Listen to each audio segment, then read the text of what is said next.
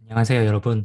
저는 워치뉴인 안드로이드 디벨롭 세션을 맡게 된 카카오뱅크에서 안드로이드 개발을 담당하고 있는 노현석이라고 합니다.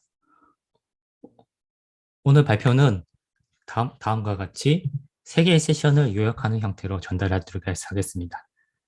내용에 따라서 이제 간략한 부분만 이제 정리된 부분도 있고, 세션 자체에서 포함되지 않은 그런 내용도 포함되어 있기 때문에, 그리고 내용도 많이 포함되어 있어서 여러분 이제 집중을 다 놓지 마시고 제 발표를 빠르게 잘 캐치해 주시길 바랍니다. 안드로이드 스튜디오는 기본적으로 현재 4.2가 정식 스테이블 버전이며 알티폭스가 베타, 그리고 범블비가 지금 현재 카나리 버전으로 나와 있습니다. 각 버전마다 많은 기능들이 소개되었고, 스튜디오가 버전이 업데이트됨에 따라서 개발자 여러분에게 더 많은 혜택을 또 제공하고 있습니다. 본 세션에 해당하는 부분들의 일부 내용을 한번 살펴보도록 하겠습니다. 먼저 4.2가 소개되었 지 꽤 조금 된 것 같은데요. 4.2의 중요 내용을 이제 간략하게 2가지 정보 전달하겠습니다.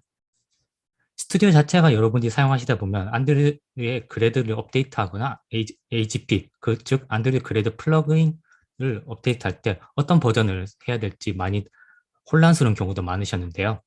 안드로이드 스튜디오 자체에서 이런 스튜디오 업데이트 관련된 기능들을 제공하기로 되었습니다.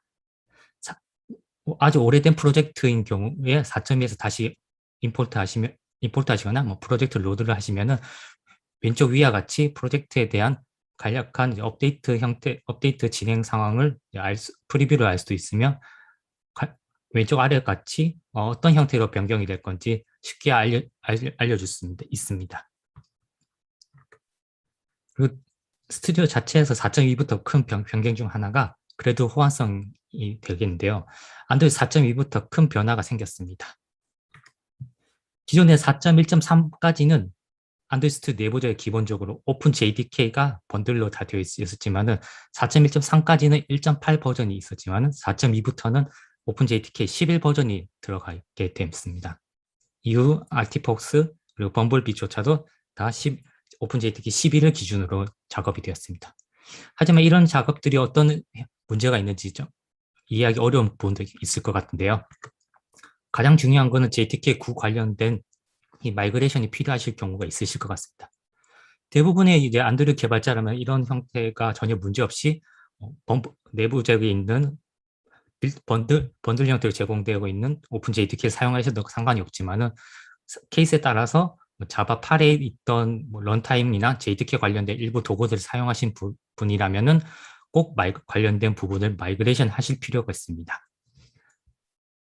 그리고 이제 업데이트됨에 따라서 JDK 9 자체에서 제공하지 않는 형태도 간혹 존재하기 때문에 이 부분들은 자바 플랫폼 관련, 그리고 오라클 혹은 그리고 오픈 JDK 관련 사이트를 꼭 참고해 보시기 바랍니다. 안드로이드 자체에서 이제 이런 오픈 JDK 관련된 부분이 적용되어 있는데 이 형태가 어떻게 저희가 변경이 되고 중간에 그 프로젝트 스트럭처를 통해서 변경을 할 수도 있겠지만은 개발자 여러분들이 되게 다양한 형태로 이미 사용하신 경우도 많이 있으실 겁니다. 기본적으로 안드로이드 스튜디오에 설치하신다면 안드로이드 스튜디오 실행 파일과 오픈 JDK가 내부적으로 포함되어 있습니다. 그리고 오픈 JDK를 통해서 안드로이드 스튜디오를 실행하는 경우도 있지만은 그래들 태스크 또한 이 오픈 JDK를 기준으로 실행이 되고 있습니다. 하지만 이제 개발자 여러분들이 이제 프로젝트 스트럭처를 통해서 JDK 로케이션을 변경하는 경우에는 스튜디오 자체의 실행은 기본적으로 오픈 JDK로 사용을 하지만은 그래들 태스크를 이용하는 실행은 커스텀으로 선택한 JDK 로케이션이 패스로 보고 있습니다. 그렇기 때문에 관련된 부분들이 차이가 있다는 점을 유념해 주시기 바랍니다. 간략하게 안드로이드 스튜디오 4.2에 대해 큰 내용 변화만 소개드렸고, 본 세션의 메인 테마인 이제 안드로이드 스튜디오 알티폭스에 대한 것들을 소개해드리도록 하겠습니다. 알티폭스 자체는 이제 기존의 4.3이 나올 거라고 모두 다 기대했지만은 전혀 다른 이름으로 나왔습니다. 기존 이제 안드로이드 스튜디오 RT폭부터는 인텔리제이 버전 시스템에 맞춰서 연도 기반 버전이 도입되었고, 현재 안드로이드 스튜디오 자체는 기본적으로 인텔리제이의 커뮤니티 버전을 따르고 있기 때문에 현재 아티폭스는 2020.3 버전을 따르고 있는 것을 저희는 알 수 있습니다. 마지막에 있는 .1로 적혀 있는 부분은 안드로이드 스튜디오 자체에 가지고 있는 스튜디오 메이저 번호라고 해서 각 번호마다 고유의 이름들이 이제 부여될 예정입니다. 하지만 여러분들이 이제 2020.3.1이라고 버전을 대화를 하신다면 특정 버전을 알 수가 없기 때문에 이때 중요한 형태로 안드로이드의 뭐 디저트와 동일하듯이 안드로이드 자체에도 특정 고유한 이름을 부여하도록 했습니다. 바로 여기 앞서 여러 번 언급했지만 처음 만날 버전은 바로 RT폭스입니다. 앞전에 세션에서도 이야기한 북극여우라고 되어 있는 표현인데요. 그 다음 버전은 이제 범블비로 형태로 이미 공개가 되어 있습니다. 안드로이드 스튜디오 메이저 부분마다 다양한 알파벳 그리고 동물 이름으로 부여될 예정이므로 여러분들이 특정한 연도 기반 시스템을 따르지 않고 이런 이 버전 코드 네임으로 대화를 하시면 더 편하게 대화를 하실 수 있을 겁니다. 그 다음에 안드로이드 스튜디오 아티폭트에서 관련된 그래드 호환성 관련된 변화입니다. 안드로이드 스튜디오 아티폭트부터는 이제 안드로이드 스튜디오 자체뿐만 아니라 안드로이드 그래드 플러그인 버전 시스템이 그래드 기준으로 맞추도록 변경되었습니다. 이에 따라서 앱 프로젝트 내에서 있는 안드로이드 그래드 플러그인 버전을 안드로이드 스튜디오에 맞추지 않으셔도 됩니다. 과거 4.2 버전을 사용하시던 분들이라면 루트에 있는 빌드 그래드 파일을 항상 안드로이드 스튜디오 버전과 동일하게 맞춰야지만 제대로 빌드되는 케이스를 많이 경험하셨는데요. RT폭스부터는 해당 버전이 전혀 분리된 형태로 존재합니다. 이에 따라서 스튜디오를 업데이트 하더라도 앱 프로젝트의 빌드에는 전혀 영향을 주지 않기 때문에 프로젝트와 별개로 스튜디오를 더 빠르게 업그레이드 하실 수 있겠죠. 해당하는 부분은 이제 버전의 정보인데요. 우측에 보이는 이제 7.0.0 베타 4라고 되어 있는데 현재 이 부분이 RT폭스 북극여우 지금 베타 4 버전에 대한 부분입니다. 해당하는 부분들은 그래들 7. 버전과 버전의 호환성을 맞다는 걸 공유하고 있기 때문에 앞으로 4.2 버전을 사용하신 분과 이제 다음 북극여우 버전 사용하신 분들은 해당하는 버전의 차이가 많이 있다는 걸 염두해 주시면 좋을 것 같습니다. 이제 AGP 7.0 그러면 이제 이번 RT폭스부터 중요한 부분이 JDK 11로만 동작하도록 되어 있습니다. 항상 이 부분은 필수로 필요하기 때문에 여러분들이 프로젝트 사용하실 때 염두해 주시기 바랍니다. 혹여나 이런 북극여우 1 버전부터 프로젝트를 처음에 런하시는 경우나 관련된 정보를 하시다가 왼쪽에 보이는 이미지 같이 경험하시는 분들도 많이 계실 거라 생각합니다. 메시지가 있는 것 같이 안드로이드 그래드 플러그인은 자바 11에서 동작을 하며 그리고 이제 관련된 부분들이 업그레이드가 필요합니다. 이제 다양한 아이디 자체 세팅에서 바꾸는 방법과 자바 홈 그리고 이제 org 그래드 자바 홈을 이제 환경 변수를 업데이트하는 것으로 해당하는 스튜디오 자체에 대한 관련된 로케이션을 변경 가능합니다. 그리고 이제 기존 4.2까지는 프로젝트 스트럭처 자체에서 그래드 로케이션 변경하실 수도 있겠지만 이번 북극여우 버전부터는 그래드 JDK 로케이션은 우측 하단에 있는 정보처럼 프리퍼런스에서 있는 특정 패스 아래에 있기 때문에 여러분들이 기존의 프로젝트 스트럭처에 있던 부분들이 누락 보이지 않더라도 당황하지 마시고 해당한 패스를 참고해 주시면 좋을 것 같습니다. 또한 안드로이드 스튜디오 저희가 이제 많이 기다렸던 부분 중 하나일 것 같은데요. 드디어 프로젝트 자체에서 안드로이드 11 소스를 컴파일 하실 수 있습니다. 그리고 이제 해당하는 부분의 가장 중요한 부분은 이제 컴파일 SDK를 버전 30을 꼭 선택을 해주시고 소스 코드와 타겟 컴파일을 자바 버전 11로 맞춰주시면 됩니다. 이에 따라서 비공개 인터페이스 메소드랑 다양한 다이아몬드 연산, 람다 매개 변수 관련된 자바 11 관련된 최신 코드 언어의 기능들을 여러분들이 이제 쓰실 수 있으십니다. 앞선 세션에서 컴포즈에 대한 내용들이 간단하게 간단하고 많은 예제와 자세하게 필초님이 소개해 주셨는데요. 컴포즈 또한 컴포, 컴포즈 또한 북극용어부터 제대로 지원되기 시작했기 때문에 관련된 기능들을 간단하게 한번 살펴보도록 하겠습니다. 컴포즈 프리뷰 기능인데요. 여러분들이 이제 프리뷰 형태로 이제 코드 작성하신다면 바로 빠르게 지금 코드의 상태나 현재 어떤 필드의 컴포즈가 변경할 수 있는지 바로 런타임으로 빠르게 확인하실 수 있으며, 아쉽게도 현재는 아직 핫스왑 단계로 빠르게 변경을 할 수는 없고, 이제 뭐 변경을 한 후에 우측에 별도로 빌드를 해야 되는 약간의 수고함스러움은 좀 존재합니다. 다만 그러나 이전 대비 빠르게 그 프로젝트 저희가 짠 UI 정보를 빠르게 확인할 수 있기 때문에 이런 컴포즈에 대한 기능들이 앞으로 점점 나아질 거라고 기대가 됩니다.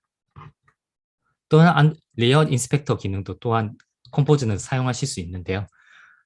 기존에 이제 레이아웃 인스펙터를 통해서 다양한 뷰의 뎁스를 확인하실 수 있으셨겠지만 컴포즈 또한 동일하게 사용하실 수 있습니다.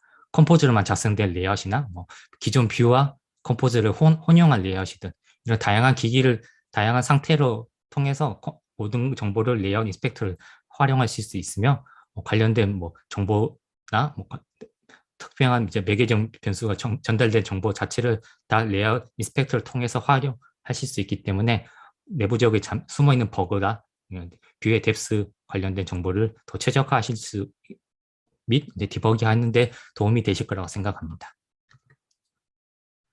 마지막으로 컴포즈 기능이 소개드리는데 컴포즈 기능이 리터럴 기능입니다. 라이브 리터럴 기능으로서 현재 바로 핫스왑 형태로 빠르게 변경 가능한 부분을 알려주는 기능으로 현재 보이는 같이 제가 숫자를 변경시킨다든지 텍스트를 변경했을 때 별도 기존과 같이 빌드를 하지 않고도 프리뷰와 지금 오른쪽에 있는 에뮬레이터에 바로 렌더링하고 있는 것을 보실 수 있습니다. 처음에 제가 앞에서 소개한 특정한 빌드가 필요한 경우를 소개해드렸는데요. 리터럴 경우에는 이렇게 별도 빌드를 하지 않고도 바로 빠르게 핫스왑으로 확인할 수 있는 부분의 기능입니다. 하지만 이제 많은 기능들이 아직 현재는 적용되어 있지 않기 때문에 현재는 뭐 문자열, 숫자, 부울 관련된 기능들을 바로 빠르게 테스트를 하실 수 있습니다. 제가 본 세션에서는 세 개만 소개드렸는데 이 외에도 다양한 컴포즈된 내용들이 북극여에서 포함되어 있기 때문에 여러분들이 계속 찾아보시고 관련된 정보를 많이 체크해 보시면 좋으실 것 같습니다. 이어서 안드로이드 자체에서 이제 그래들 관련된 기능이 좀 변경되는데요. 이전과 다르게 유닛 테스트가 그래들로 도는 것으로 형태가 약간 변경되었습니다. 하지만 이 형태가 어떻게 되는지 변경을 좀 더 이미지를 통해서 한번 살펴보도록 하겠습니다. 기존에 이제 유닛 테스트 하셨을 경우에 기존과 동일하게 런 왼쪽에 있는 부분을 통해서 거터를 통해서 런을 하셨을 경우도 있는데요. 이렇게 하신 경우에는 기존에는 뭐 관련된 JUnit을 통해서 단위 테스트가 실행되었지만은 이번 북극여 버전부터는 그래를 통해서 해당하는 이제 JUnit 버전이 실행이 되고 있기 때문에 있습니다. 하지만 관련된 부분들이 일부 마이그레이션 필요할 수도 있기 때문에 앞전에 있던 참조 링크를 통해서 이런 이제 안드로이드 기존에 있던 JUnit이나 뭐 유닛 단위 테스트를 좀 잘 편집을 하실 필요가 있으십니다. 앞선에서 제가 뭐 JUnit 뿐만 아니라 뭐 단위 테스트가 그래들로 동작을 한다고 설명드렸는데요. 아래쪽에 보이시는 빨간색 이제 박스로 쳐져 있는 부분이 보시면은 그래드를 태스크가 돌고 있고 테스트 디버그 유닛 테스트라는 이런 그래드 특정 태스크 이름을 통해서 이런 단위 테스트가 그래드를 돈 것을 확인할 수 있습니다. 이어서 UI 테스트 관련된 부분이 바로 소개드리도록 하겠습니다. 이미 기존 버전에도 많이 사용하던 부분 중 하나이지만 여러분들이 이제 UI 단말 테스트를 하나뿐만 아니라 복수 단말을 사용하실 수도 있는데 상단에 보이는 이제 현재 단말 정보를 선택을 하시면은 하단에서 Select Multiple Device 선택할 수 있습니다. 이에 따라서 여러분들이 지금 보이시는 단위 테스트, UI 테스트뿐만 아니라 뭐 앱 실행 자체를 어떤 디바이스에 디플로이 할 건지를 선택하실 수 있으며 UI 테스트 단계에서는 이런 부분을 더 강화한 상태로 각 디바이스마다 어떤 형태로 실행의 성공 실패 여부를 보여주게 됩니다. 뿐만 아니라 관련된 필터 정보를 통해서 다양한 디바이스 정보 중에서 특정 디바이스만 선택을 하실 수 있으며 API 버전으로 특정 API 버전만 선택도 가능하십니다. 추가로 특정 API가 특정 UI 테스트가 실패했을 때 관련된 정보도 기존과 동일하게 오른쪽에 있는 로그를 통해서 기존과 동일하게 보여주기 때문에 더 다양한 단말로 테스트하실 수 있으실 겁니다. 이어서 에뮬레이터 이야기를 좀 전화를 해보겠습니다. 에뮬레이터 이야기에 대해서는 지금 현재로 앞으로 계속 변경되고 있고 더 개발자 여러분들이 다양한 창 그리고 다양한 멀티플 디바이스를 통해서 사용하실 수 있는 부분을 지원하고 있습니다. 현재 제가 생각하는 가장 좋은 기능 중 하나로 기존의 에뮬레이터는 별도의 안드로이드 스튜디오와 별개로 창으로 떠서 에뮬레이터를 사용했지만은 902 버전부터는 안드로이드 스튜디오 자체 내에서 빌트인 형태로 이렇게 스튜디오 에뮬레이터를 보실 수 있습니다. 추가로 관련된 로케이션, 기존에 있던 정보처럼 과연 다양한 센서 정보들 또한 모두를 사용하실 수 있습니다. 에뮬레이터 기능 중에 또 다양한 정보 중 하나로 폴더오브 기능이 있을 것 같은데요. 관련된 내용으로 현재 다양한 폼팩트 기반으로 여러분들이 개발을 하는 걸로 진행이 되고 있는데 이런 폴더오브를 접었을 때 어떤 UI나 인터랙션이 보여지는지 바로 에뮬레이터 단계에서 바로 확인을 하실 수 있기 때문에 폴더블 디바이스가 없더라도 여러분들이 에뮬레이터를 통해서 여러분의 개발을 더 퍼포먼스를 더 끌어올릴 수 있으실 겁니다. 다음으로 웨어 OS인 것 같은데요. 현재 웨어OS 3.3이 그 프리뷰 기반으로 이미지 버전이 공개되었는데요. 웨어OS가 가지고 계시는 분도 계시지만은 아직 실제로 사용하지 않는 경우도 많기 때문에 이 또한 에뮬레이터로 존재해서 실존 스마트폰에 있는 에뮬레이터랑 웨어OS 에뮬레이터를 통해서 이런 정보를 페어링하는 것 또한 현재 에뮬레이터 정보를 통해서 다 가능하며 혹시나 에뮬레이터 페어링이 되지 않은 경우에는 다음과 보시는 것 같이 웨어OS 안에서 특정한 앱을 설치한 후에 관련된 정보를 페어링하도록 가이드를 해주고 있기 때문에 여러분들이 해당한 단계에서 놓치시더라도 스튜디오 자체에서 이런 정보를 헬퍼 도구 기능들이 다 동작을 하기 때문에 여러분들이 끊김없이 관련된 스텝에 따라서 개발을 진행하실 수 있습니다. 추가로 센서, 심박동 관련 센서가 있는데요. 현재 기존에는 심박동 관련 센서 정보를 에뮬레이터에서 알려줄 수가 없었는데 관련된 정보도 추가가 되었기 때문에 별도 실제 디바이스가 아니더라도 에뮬레이터를 통해서도 심박수 관련된 API 정보를 에뮬레이팅 가능합니다. 추가로 크롬, 구글 TV를 통해서 리모컨이 있는 정보를 통해서 실제로 TV 자체를 에뮬레이팅 하는 것도 가능하기 때문에 관련된 정보를 사용하시는 분들이라면 꼭 사용해 보시길 바랍니다. 네, 북극여에 남은 부분들이 간략한 몇 가지 좀 더 소개해 드리겠습니다. 현재 데이터 바인딩을 많이 사용하시고 있을 텐데요. 옵저버블 프로퍼티나 필드 관련된 라이브 데이터를 통해서 데이터 바인딩을 많이 사용하실 것 같은데 북극여 버전부터 현재 스테이트 플로우를 통해서 데이터 바인딩을 사용하실 수 있습니다. 또한 기존 라이브 데이터와 동일하게 생명 주기에 따라서 데이터 UI 반영이 스테이트 플로우를 통해서 반영되고 있기 때문에 혹시나 스테이트 플로우를 통해서 데이터 바인딩을 원하시는 분들은 꼭 북극여 버전을 체크해 주시기 바랍니다. 추가로 백그라운드 태스크 인스펙터일 것 같은데요. 기존에 워크 매니저를 통해서 다양한 정보가 어떤 단계를 통해서 실행되었는지 도중에 실패되었는지를 저희가 좀 알 수가 없었는데 해당한 버전부터 이런 정보들 또한 공개되어 실제로 UI 통해서 스튜디오 내에서 바로 쉽게 볼 수 있습니다. 관련된 레이어 관련 기능 중에서 레이어 밸리데이션 또한 중요한 정보일 것 같습니다. 밸리데이션 여러분들이 작업을 하시다 보면은 특정 레이아웃을 만든 후에 밸리데이션 통해서 다양한 디베이스를 통해서 어떤 형태로 렌더링 될 것을 보실 수 있는데요. 우측 하단에 있는 픽셀 C 즉 태블릿 정보는 많은 공간이 남아있고 좀 태블릿에 밖에 있는 정보가 렌더링 되고 있지 않은데 여러분들이 600dp 관련된 정보로 레이아웃만 등록을 해주시면 지금 보이시는 것 같이 태블릿에 좀 더 적정하게 렌더링 가능하며 관련된 폼팩트 또한 타블렛으로 바로 변경이 가능합니다. 이 상태에서 로테이션 관련된 기능, 그리고 스위치를 하심에 따라서 기존의 레이아웃으로 바로 빠르게 스위치가 가능합니다. 그리고 또한 이제 지금 이전에 있던 형태로 바로 이제 태블릿 모드로 변경도 가능합니다. 추가로 알려드린 사항으로 이제 데이터베이스 인스펙터가 있을 것 같은데요. 아주 간단하게 현재 있는 데이터베이스를 별도 파일 형태로 익스포트하는 기능들이 제공되고 있습니다. DB 그리고 SQL, CSV 형태로 다양한 형태로 제공되고 있기 때문에 기존에 DB가 필요하신 분들이라면 꼭 사용해 보시길 바랍니다. 네, 이것으로 제가 빠르게 북궁이호 관련된 내용들을 소개해 드렸는데요. 이제부터 이제 범블비 즉 관련된 정보를 소개해 드리겠습니다.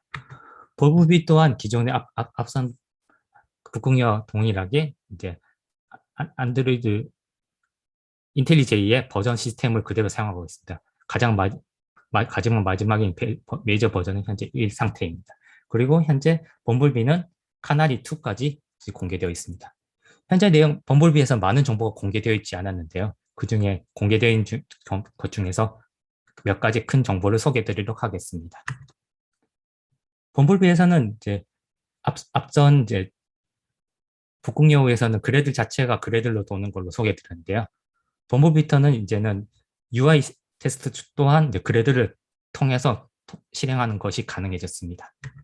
이것이 필요한 이유는 기존에 저희가 CI를 송해설 하거나 뭐 안드스트리 로컬에서 UI 테스트를 하셨을 경우에는 상황에 따라서 실행 결과가 상이한 경우가 많았습니다.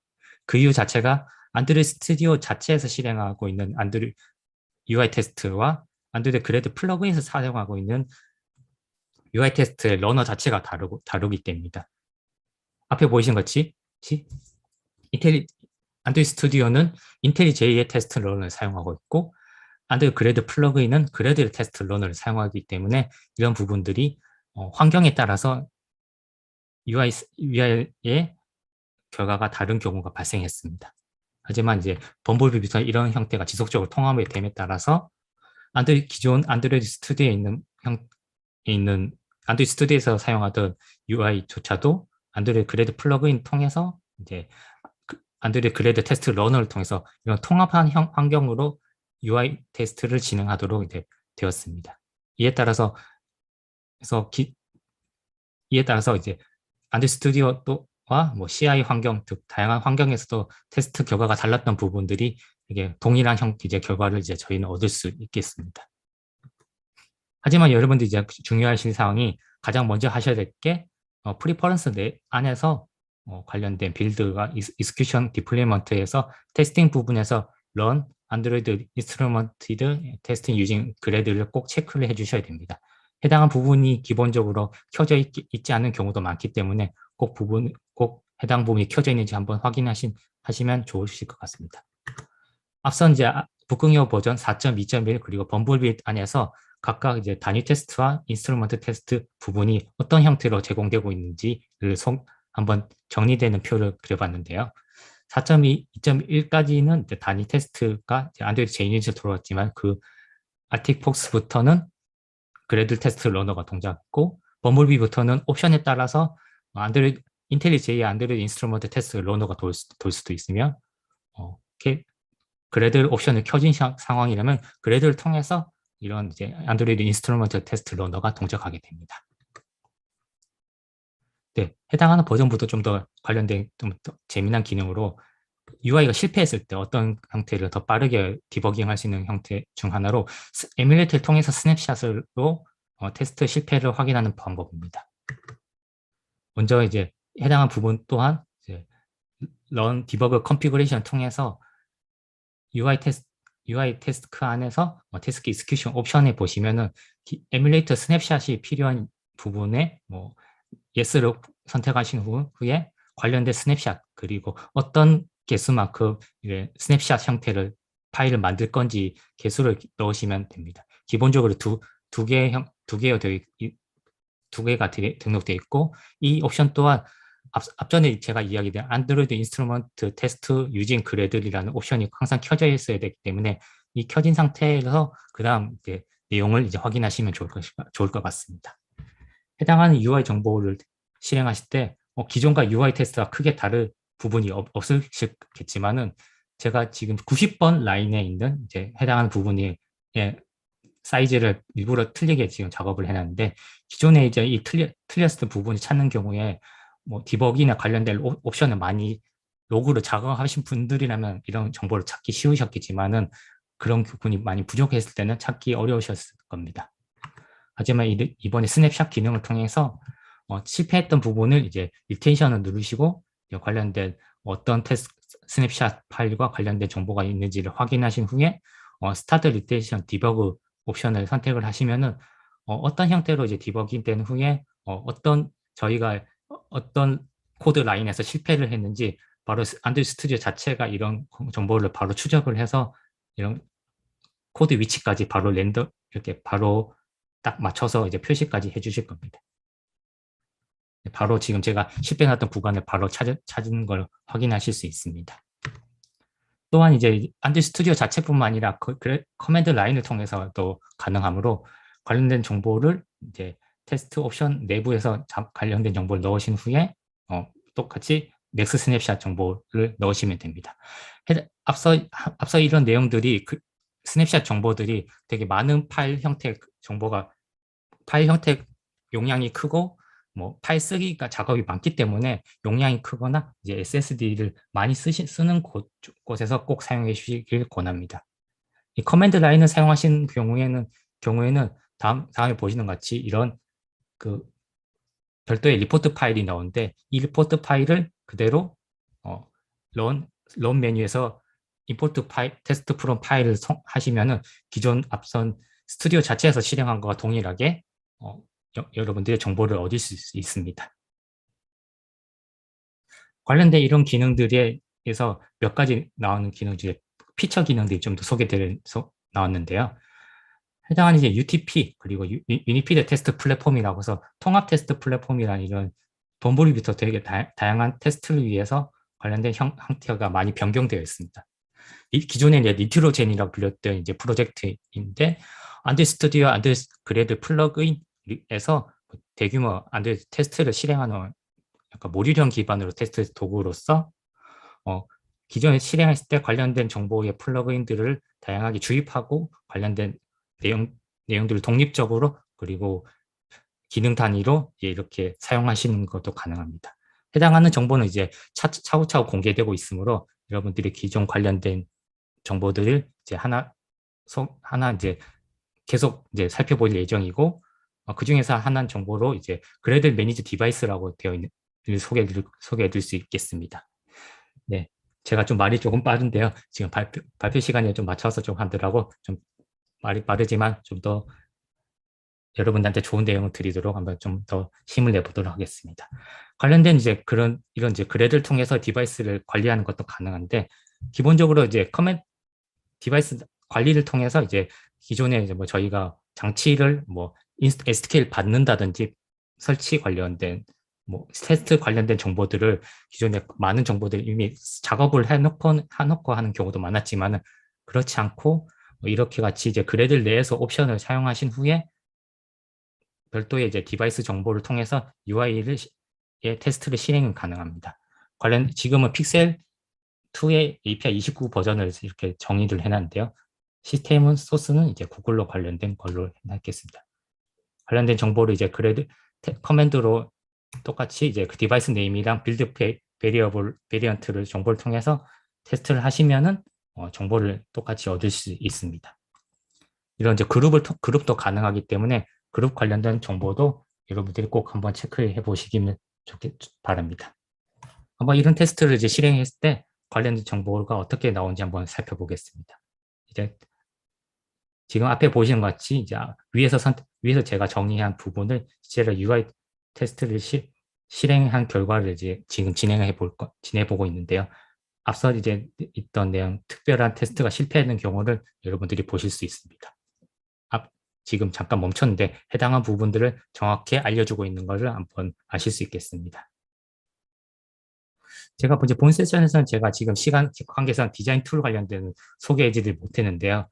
디자인 툴에서 또한 컨스트런트 레이아웃 그리고 모션 레이아웃 그 다양한 정보들이 개선 사항들이 항목들이 포함되어 있는데 꼭 세션 한글 자막도 포함되어 있기 때문에 꼭 세션을 한번 확인해 보시길 바랍니다. 안드루스트 자체는 여러분들이 다양한 정보 개발과 그리고 퍼포먼스 통해를 위해서 정보들 많이 이제 나오고 있고 앞으로 점점 더 개발되고 빠르게 디플로이 되고 있습니다.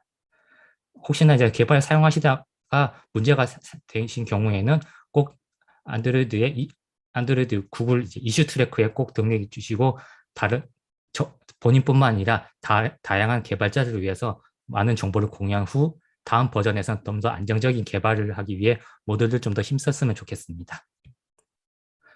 네, 제 세션은 이렇게 좀 빠르게 진행되었는데요. 오늘 좀 더 이제 많은 정보를 알려드린다고 내용을 좀 더 빠르게 좀 더 진행하게 되었습니다.